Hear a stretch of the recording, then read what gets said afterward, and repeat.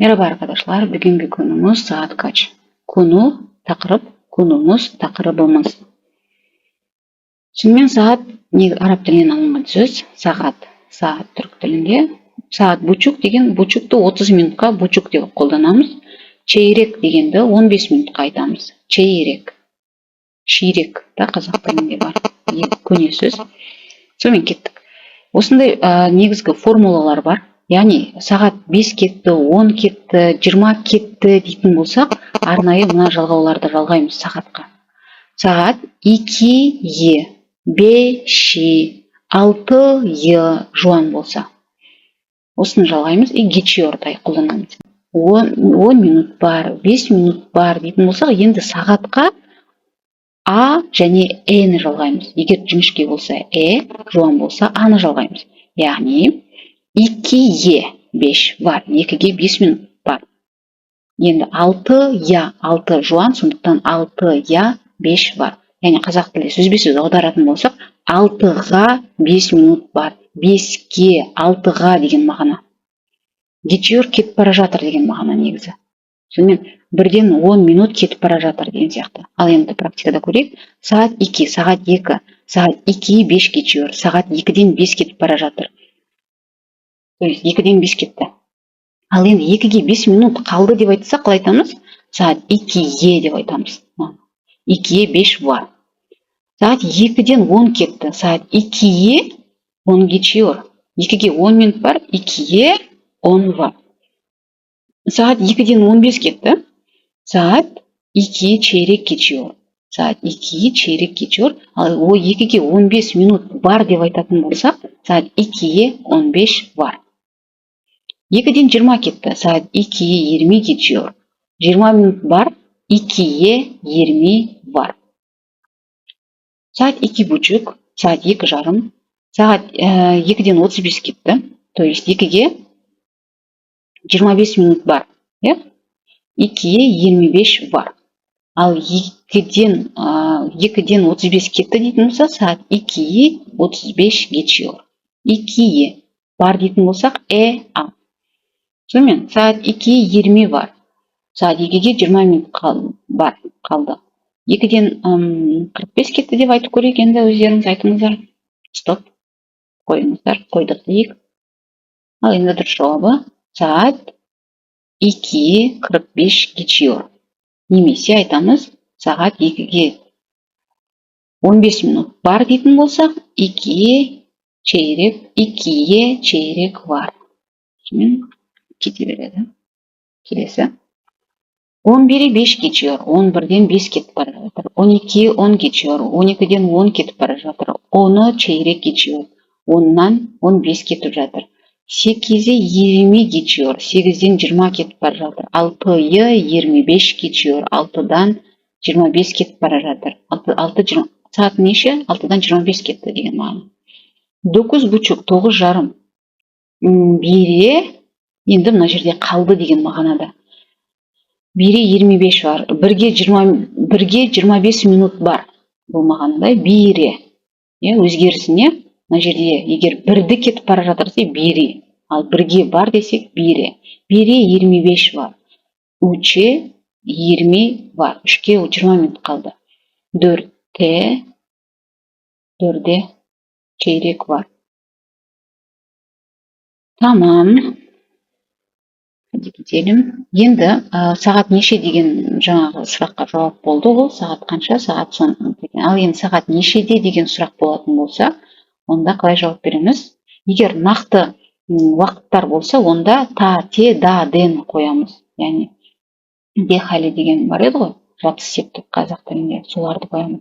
Мысалы, сағат 8-де, сағат 8-де, сағат 9-да, сағат 9-да, сағат 5-те дейтін болса, сағат 5-те, немесе там деген нақты, орыс тілінде ровно.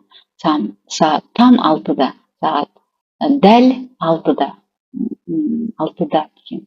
Яғни енді бучук дейтін болсақ, сағат 6:30-да десек, 6:30-да деп айтамыз. Ал енді 15 минут немесе 5 минут кеткенде деп айтатын болсақ, онда жаңа geçiyorдың орнына geçeni қолданамыз.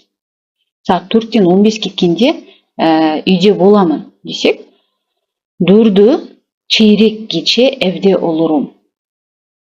4-тен 15 кеткенде uyanıyorum, uykudan тұрамын десек, 4-ді чейреккече uyanıyorum. 4-тен 15 кеткенде ұйқымнан тұрамын. 15:05, 15-тен, яғни түріктерде 15, 16, 17 деп айтпайды.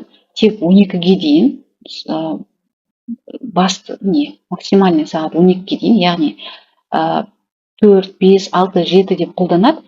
Ал енді ақшам немесе сабах соны айтады. Мысалы 7 ақшам сағат 7 немесе сабах сағат 8 осылай. 12, 10, то есть айтайын дегенім 15, 16, 17, 18 ары қарай 13 деп қолданбайды. Тек қана 1, 2, 3, 4, 5, 6, 7, 8, 9, 10, 11, 12-ге дейін ғана қолданады. Сонымен кеттік па? Енді 3-тен, то есть 15 деп айтпайды да, бұл жерде 3-ü 5 кече. Saat 3'ten 5 кеткенде мен не істеймін дейді. 3'ü 5 кече ben kitap okuyorum. Kitap okuyayım дейді. Так, 7'yi 25 geçe, saat 7'den 25 кеткенде мен не істеймін? Ders çalışıyorum mesela. 7'yi 25 geçe ders çalışıyorum. Ал енді 11-ге 15 минут қалғанда, мысалы, үйден шығамын деп айтатын болса, 11'e çeyrek kala evden çıkıyorum. Ал егер сағат қазір қанша деп сұрасаңыздар, saat kaç десеңіздер, онда 11'e çeyrek var деп айтамын. Түсінікті? Ал 11'ge 15 минут қалғанда деп айтатын болсақ, kalan қолданамыз. 11'e çeyrek kala. 2'ge 10 минут қалғанда не істейік біз? 2'ge 10 минут қалғанда uyuyorum, да, ұйықтайын. Сонымен 2'ye 10 kala uyuyorum.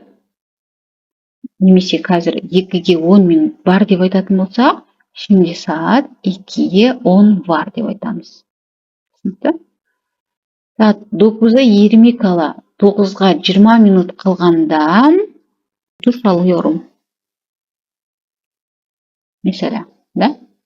9'a 20 kala duş alıyorum.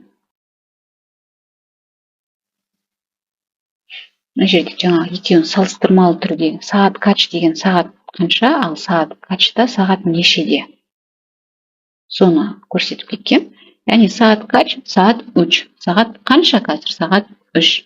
Ал сағат нешеде дейтін болсақ, мысалы, сағат 3-те үйге келдім деп айтатын болсақ, сағат 3-те eve geldim. Сағат kaç? Сағат неше? Сағат 1:30 қазір, 1:30. Saat 1:30 деп айтамыз. Ал сағат 1:30-да үйге келдім десек, saat 1:30-та eve geldim. Енді ауызша айтайық. Мына жерде мысалы мүлдем ол сағаттар жоқ, айтып көріңіздер. Яғни сағат 6-ға 15 минут қалғанда, mesela Ahmet okula dönüyor. Ahmet мектепке қайтады. Saat 6'ya çeyrek kala Ahmet okula dönüyor. 11'den 15 кеткенде деп айтсақ. 11'den 15 кеткенде мен телевизор қараймын. 11'i çeyrek geçe televizyon izliyorum. Ал егер қазір сағат неше десеңіз, мен сағат нақты 11'den 15 кетті деп айтсам, мен айтам, saat 11'i çeyrek geçiyor деп айтам.